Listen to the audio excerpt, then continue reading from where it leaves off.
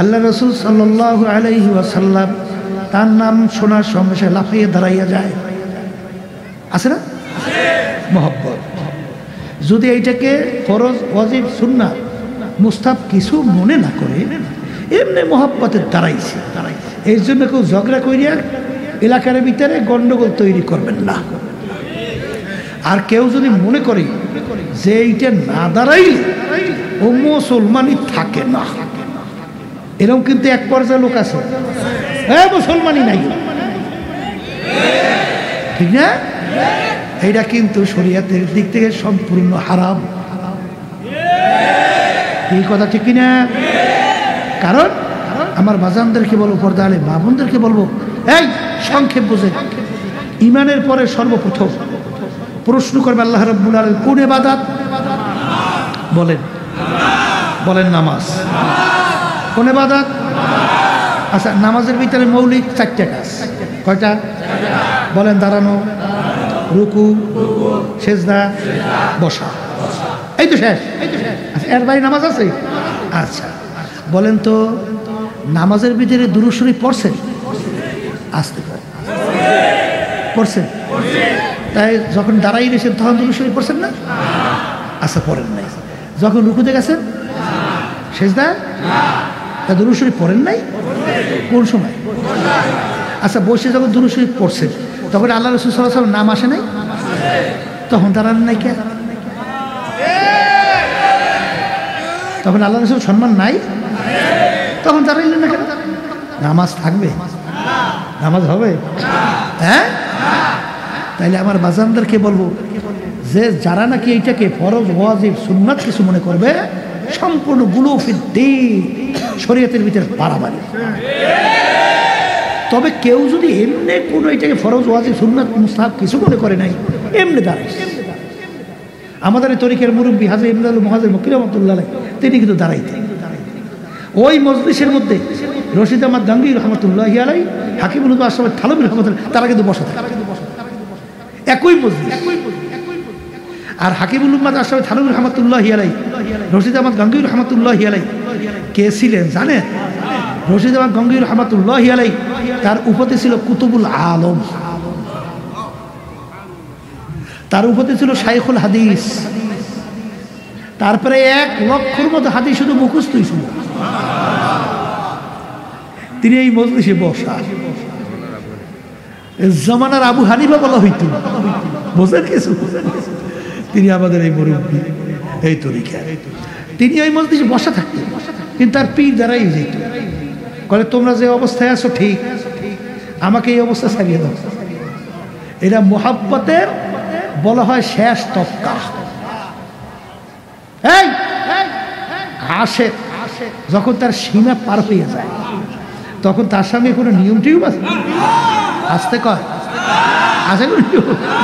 শোনেন নাই, মুসা আলাইহিস সালাম রওনা করছে, রাস্তার পাশে দেখে গাছের গোড়ায় বসে এক রাখাল বসে বসে বলতেছে, আমার মালিক তোমাকে যদি আমি পাইতাম, আমার ছাগল, গরুর, দুম্বার দুধ দোহাইয়া পান করাইতা, তোমাকে পাইলে গোসল করাইয়া সাজাইয়া পরাইয়া সুন্দরভাবে দিতাম। কি? মুসা আলাইহিস সালাম পাশ দিয়ে যায়, যখন এই কথা শুনছে নবী একটা ধমক, এ বোকা, এই কি করতেছো, কি বলতেছো? এই আমার মালিক কি তোর আমার মতো সেকেল চুলা? আমার মালিক কি তোর আমার মতো খায়? আমার মালিক কি তোর আমার মতো চুল আশ্রয় দিবি? আমার মতো তোমার তো সেরেক করলি কেন? সেরেক করলি কেন? নবী দেশে দমক, কি কয়, রাক্ষস, রাগ হাসাইয়ে দেখে নবী, ওরা রুশে আছে, ও পাগলের মতো উঠছে জঙ্গলে দৌড়। কোথায় তো এখন রাগ হাল তো জঙ্গলে দৌড়। আর ওদিকে আল্লাহ রাব্বুল আলামিন তার নবীর উপরে ওহী প্রেরণ করে, ওহী আমদ সোয়ে মুসা আজ খোদা বান্দায়ে মারা চেরা কর দে জুদা।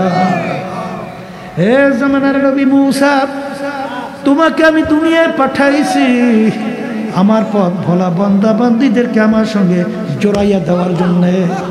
কিন্তু আমার সঙ্গে জোড়ানো বান্দাবান্দিকে আমার থেকে তুমি কেন পৃথক করলা? কি বোঝেন? মিয়ানে আশিক মাশুক কিরামসিস কিরামান কাতিবিনরা হাম খবর নি। মালিকের সঙ্গে গোপনে সম্পর্ক বান্দাবান্দির তৈরি হয়, দুই কাদের ফেরেশতা পর্যন্ত খবর রাখতে পারে না। কি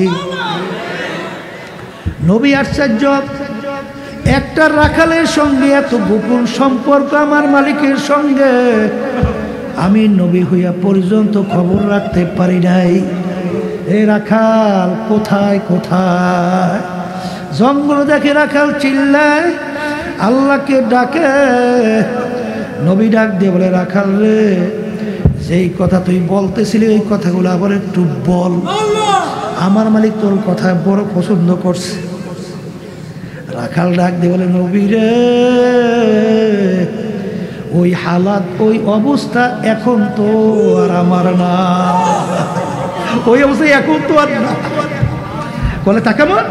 বলে যখন আপনি আমাকে বাধা দিছেন, মানজে সেদেরা মুনতাহাবা গুজাশতাম দাদা হাজারা সাল চাজু বসতে আম। হে মানার নবী মুসা, আপনি যখন আমাকে বাধা দিছেন হুজুর, আমি তখন আমার মালিকের সিদরাতুল মুনতাহা পার হইয়া আমার মালিকের ৭০,০০০ নূরের পর্দার চতুর্পাশে ঘুরতেছিলাম, মালিকের সঙ্গে দেখা হবে হবে। এই অবস্থায় আপনি আমাকে বাধা দিছেন হুজুর। হে আমার নবী, ওই অবস্থা তো এখন আর আমার না। কি আশেকদের মাযহাব ভিন্ন না? আসতে কয় আশেকদের মাযহাব ভিন্ন না? হ্যাঁ, আশেকদের মাযহাব ভিন্ন না? ভিন্ন ভিন্ন। তাহলে বোঝা গেল আশেকদের ব্যাপার স্যাপার আলাদা, ঠিক কি না?